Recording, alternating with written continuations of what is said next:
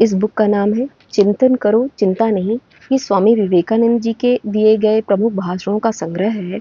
आइए इसके कुछ अंश हम पढ़ते हैं।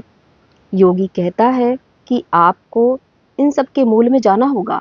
संसार में इतनी पीड़ा क्यों है, गरीबी क्यों है, कष्ट क्यों है? वह उत्तर देता है, यह सब हमारी मूर्खता से है। हमारे अपने शरीरों पर हमारा उचित नियंत्रण नहीं है। शरीर पर नियंत्रण प्राप्त कर ले तो संसार के सभी कष्ट मिट जाएंगे।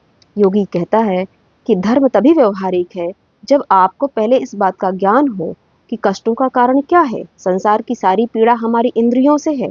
क्या सूर्य, चंद्रमा, तारों को कोई बीमारी है? जो अग्नि आपका भोजन पकाती है वही अग्नि बच्चों को जला देती है।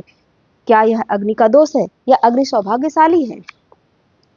यह बिजली सौभाग्यशाली है, यह प्रकाश देती है। आप अपना दोषारोपण कहाँ करेंगे? तत्वों पर नहीं। संसार न तो अच्छा है न ही बुरा है। संसार केवल संसार है। अग्नि केवल अग्नि है। आप उसमें अपनी उंगली जलाते हैं तो आप मूर्ख हैं।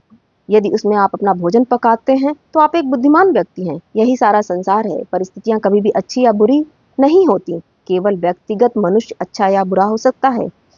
संसार के अच्छे या बुरे होने का क्या अर्थ है? कष्ट एवं प्रसन्नता का संबंध केवल इंद्रियों से है। यदि हमें दुखों और कष्टों से मुक्ति चाहिए तो हमें अपने इंद्रियों पर नियंत्रण पाना होगा, जिससे हम अपनी इंद्रियों से जब हम अनुभव नहीं करेंगे तो हमें दुख और कष्ट का भी अनुभव नहीं होगा।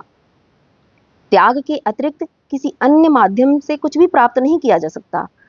हमारी मानव चेतना का पवित्रतम एवं श्रेष्ठतम कृत्य, इसे मलिन कैसे किया जा सकता है? इसे पाशविकता के स्तर तक पतित मत करो। स्वयं को श्रेष्ठ मनुष्य बनाओ।